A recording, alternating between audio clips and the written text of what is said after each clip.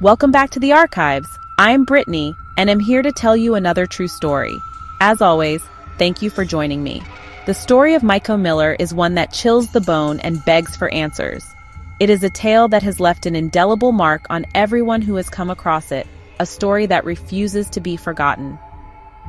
Mica was a beacon of hope and joy, a beautiful woman whose life was brimming with potential and dreams yet to be realized. A young woman full of life and promise, found dead under suspicious circumstances. Her radiant smile and infectious laughter were a testament to the vibrant spirit she possessed. But behind that smile, there were shadows that few could see, and even fewer understood. Her death has left a community grappling with grief, suspicion, and an unsettling sense of injustice. The community that once celebrated her presence now mourns her loss, gathering in vigils and memorials, seeking solace and answers in a sea of uncertainty. This is not just a story of a tragic end, but a story of a life controlled, a system manipulated, and a truth desperately seeking to be unveiled. Mica's life was a complex tapestry of joy and sorrow, love and fear, freedom and control. The dark corridors of her existence were filled with secrets that would eventually lead to her untimely demise. This is the story of Mica Miller and the dark secrets that led to her tragic end. It is a narrative that demands to be heard, a cry for justice that echoes through the halls of time. Mica's story is a stark reminder of the fragility of life and the insidious nature of evil. This video will delve into the heart of this case, peeling back the layers of deception and uncovering the truth that has been buried for far too long. Examining the events leading up to Mica's death, the moments that defined her final days, and the clues that were overlooked or ignored. The shadowy figure of her husband, John Paul Miller, whose actions and motives have been shrouded in guilt and suspicion. His presence looms large over this case, a dark cloud that obscures the truth, and the community's fight for justice. The people who loved Mica, who knew her best, have refused to accept the official narrative. And for the record, neither do I. They have rallied together, demanding answers and seeking justice for a life cut short. We will explore the inconsistencies, the unanswered questions, and the growing belief that Mica's death was not a suicide, but a carefully orchestrated act of evil. The evidence that has come to light paints a picture of a conspiracy, a web of lies and deceit that ensnared Mica and led to her tragic end. Prepare yourself, because the truth, as they say, is often stranger than fiction. The twists and turns of this case will leave you questioning everything you thought you knew about justice and morality. And in the case of Mica Miller, the truth is a tangled web of deceit, manipulation, and a desperate need for justice. It is a story that will haunt you, a reminder that sometimes the most innocent of lives can be caught in the darkest of webs. Mica Miller was a beacon of light in her community. With her infectious laugh, beautiful smile, kind heart, and unwavering faith, she touched the lives of everyone she met. Born and raised in the small town of Lumberton, North Carolina, Mica was known for her vibrant personality and her dedication to her church. From a young age, Mica was a devout member of the local church, where she found solace and community. She was a dedicated volunteer, always willing to lend a helping hand to those in need. Her compassion knew no bounds, extending to strangers and friends alike. Mica's warmth and generosity extended to her professional life as well. As a beloved elementary school teacher, she had a gift for connecting with children and nurturing their young minds. Her classroom was a haven of creativity, learning, and laughter. Those who knew Mica best describe her as a bright light, a true friend, and a kind soul. Her tragic end has left an immeasurable void in the lives of those who loved her. Mica's marriage to John Paul Miller, the self-proclaimed charismatic yet controlling pastor 14 years her senior, raised eyebrows from the start. The age difference was just one of the many factors that made people uneasy. John Paul, with his magnetic personality and authoritative presence, had a way of drawing people in, but also a way of keeping them at a distance. His influence over Mica was evident from the beginning. Their relationship, which began when Mica was just a teenager under John Paul's guidance as her youth pastor, seemed inappropriate to many, because it was. Let's not sugarcoat it. He was an all-out predator. John Paul had a reputation for being a mentor to the youth, but his interest in Mica quickly crossed professional boundaries. He became a constant presence in her life, offering guidance that soon turned into control. Let it be known he had a wife and family at this time already. He groomed Mica from the start. Despite concerns from friends and family, Mica, blinded by her faith in John Paul's charm, went ahead with the marriage. She believed that John Paul's intentions were pure and that their union was blessed. Her family, however, saw the red flags. They noticed how John Paul's influence seemed to overshadow Mica's own desires and dreams. He somehow even convinced her to divorce her own husband, a man that genuinely loved and respected her. However, the fairy tale romance quickly crumbled, revealing a darker side to John Paul. The man who once seemed like a protective guide turned into a domineering figure. He didn't want Mica to be pretty. He made her dress in drab, ugly outfits while he was as flamboyant as he could be. He looked stupid while he attempted to make her look ugly, but that wasn't possible. Arguments became frequent, and Mica found herself increasingly isolated. The warmth and affection that once characterized their relationship were replaced by coldness and control. Behind the facade of a devout man of God lurked a controlling and manipulative personality. John Paul used his position and religious teachings to justify his behavior, making Mica feel guilty for questioning him. He twisted scriptures to suit his needs, ensuring that Mica felt trapped by her own beliefs. He even went as far as to embarrass her during his weekly sermons, anything he could do to degrade and demean her. Mica, once vibrant and outgoing, became withdrawn and subdued under her husband's constant scrutiny. Her laughter faded, and her social interactions dwindled. Friends who once enjoyed her company noticed the stark change. Mica's world became smaller, confined to the walls of their home and the ever-watchful eyes of John Paul.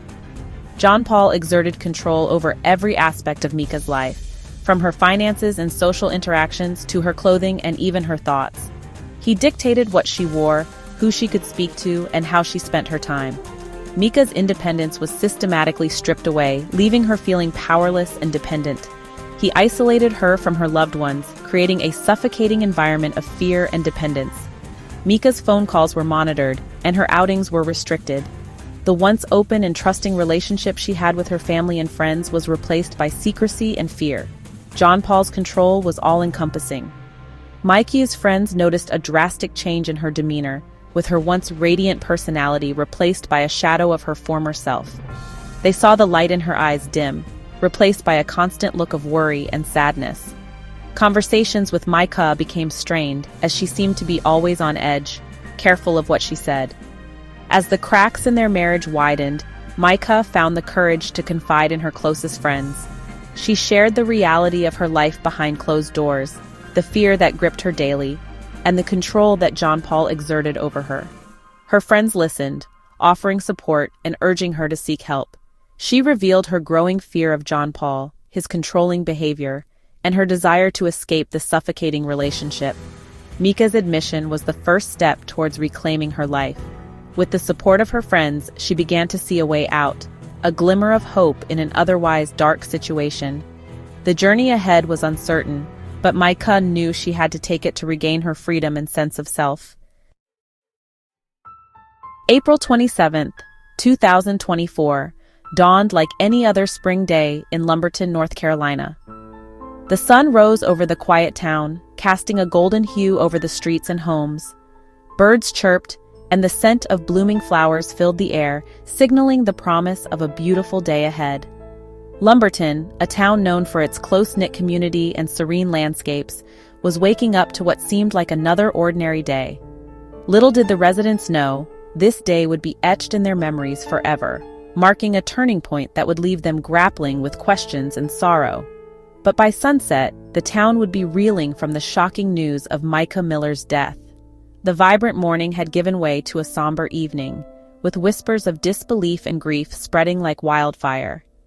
Mica, a beloved member of the community, was found dead under circumstances that would soon become the subject of intense scrutiny and speculation.